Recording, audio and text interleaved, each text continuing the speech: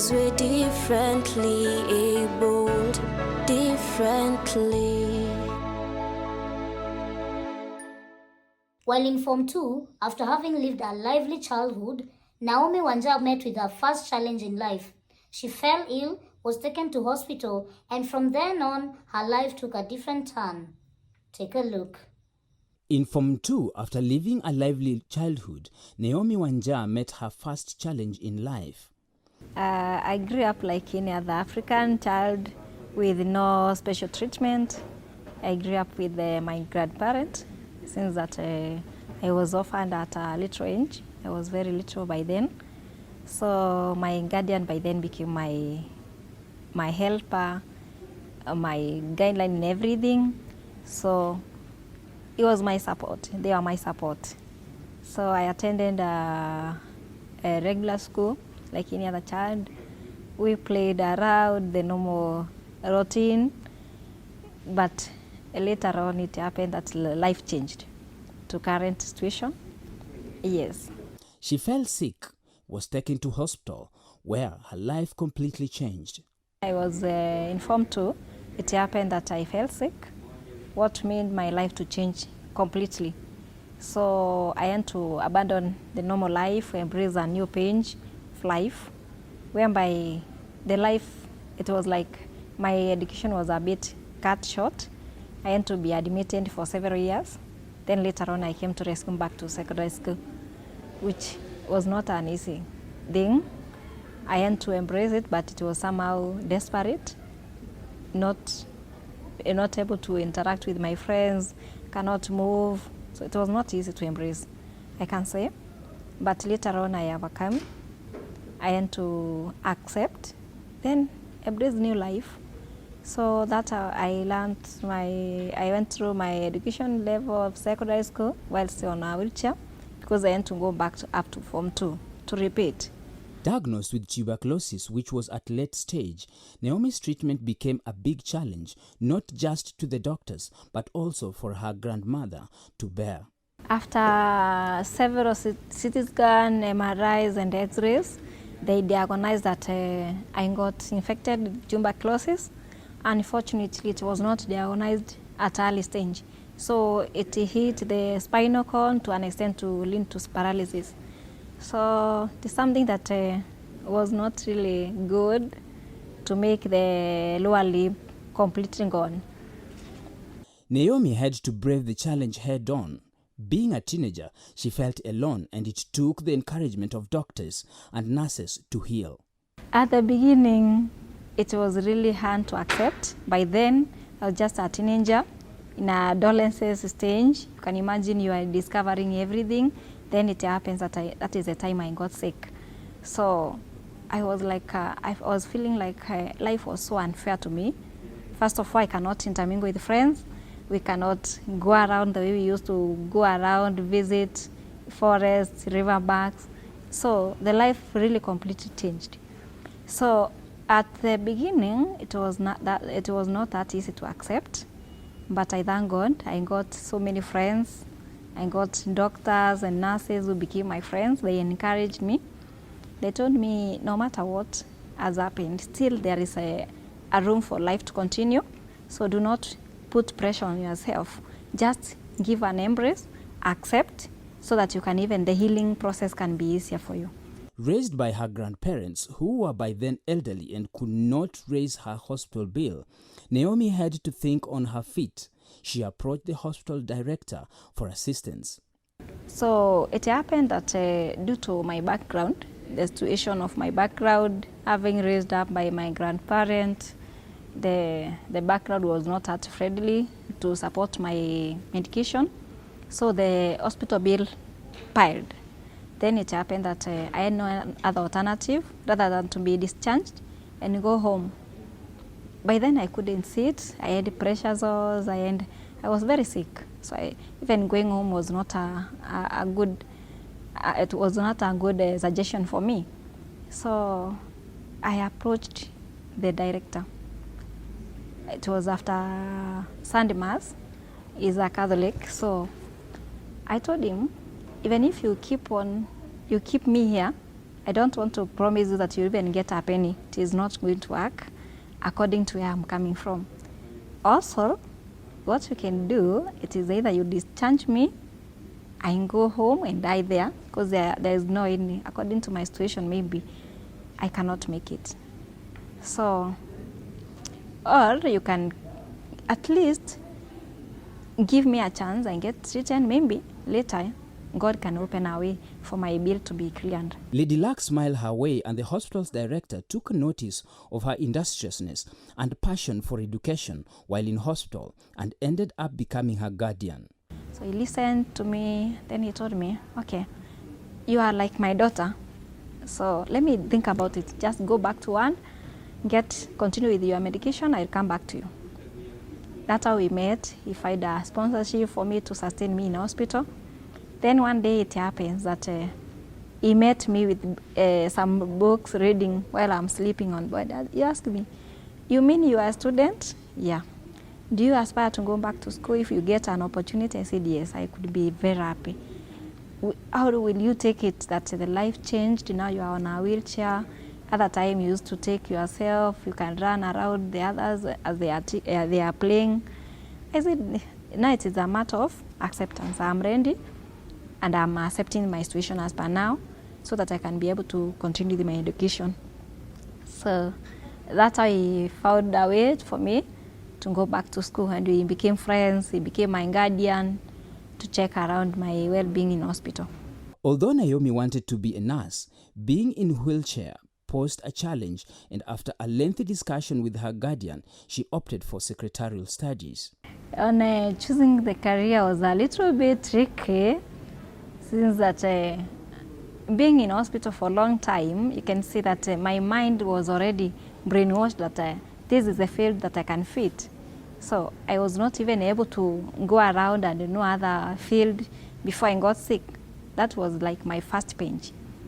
So for me, I felt like now that I'm recovering slowly and I'm doing well, I can give back what I was given. So I can be a nurse and treat others, give the care that I was given, at least someone to feel the way I'm feeling now that I've recovered. But unfortunately, my guardian was a doctor by then, even now, for several years. So he has an experience of nurses, what it's required for them. He told me, let us be realistic. It is the high time we have to be realistic in life. For being a nurse, it requires a lot. For example, you one day might have that you are on duty, there comes a patient that needs to be lifted, needs to be turned around, needs maybe has a cut over. So then you are seated.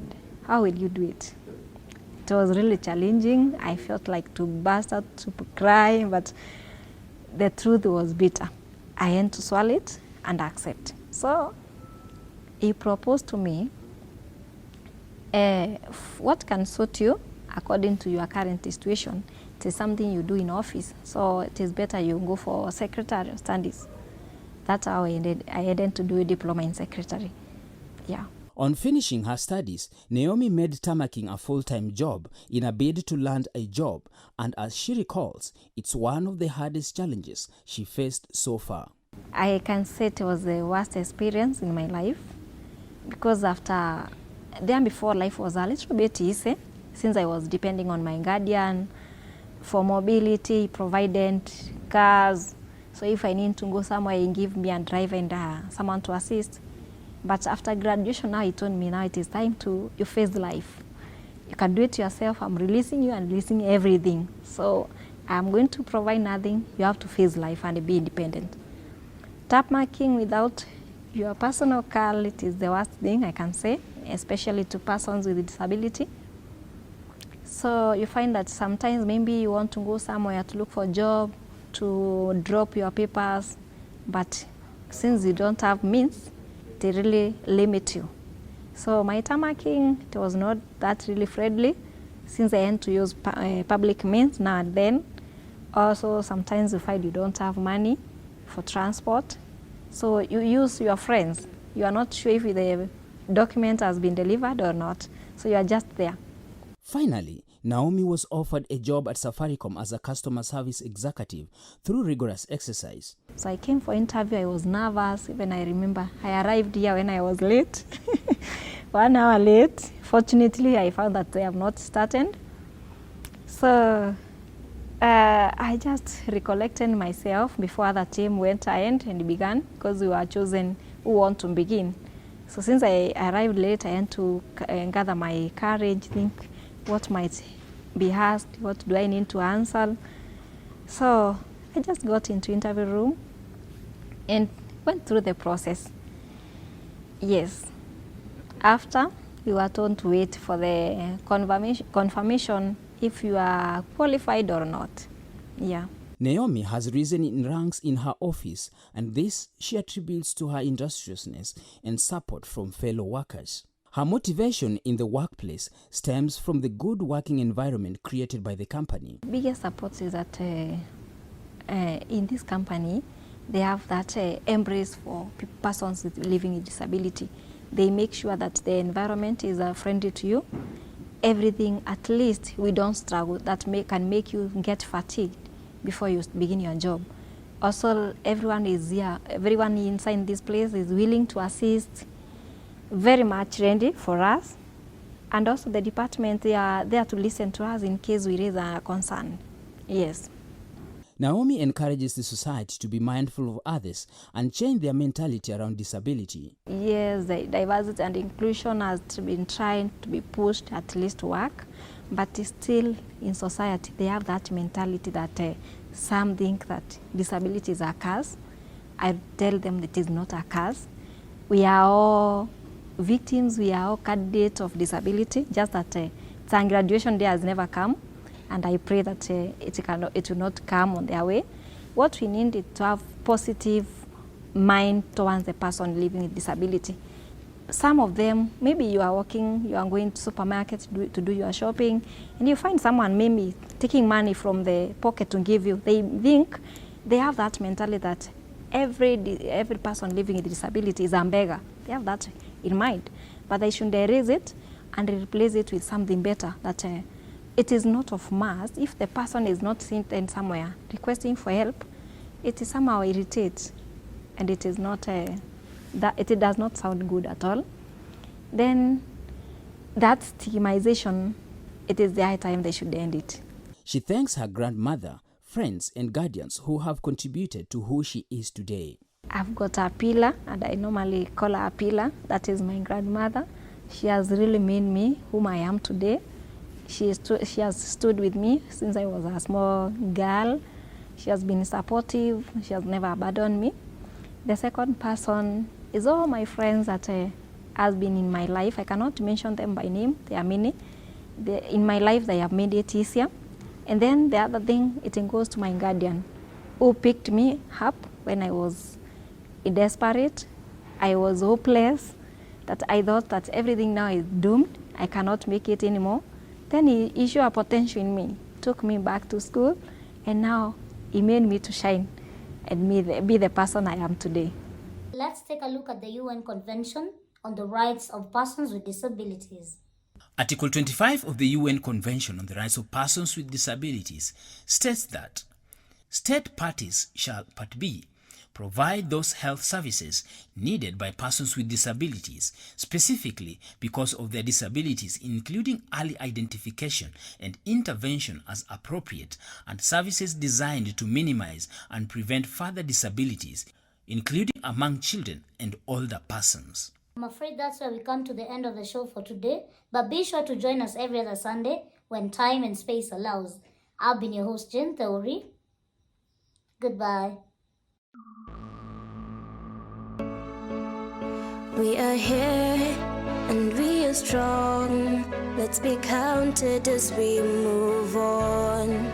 Make a difference, change lives as we tell our different stories. We are capable, beautiful. We are born to do great things. We're unstoppable. incredible, 'cause we're differently abled, differently.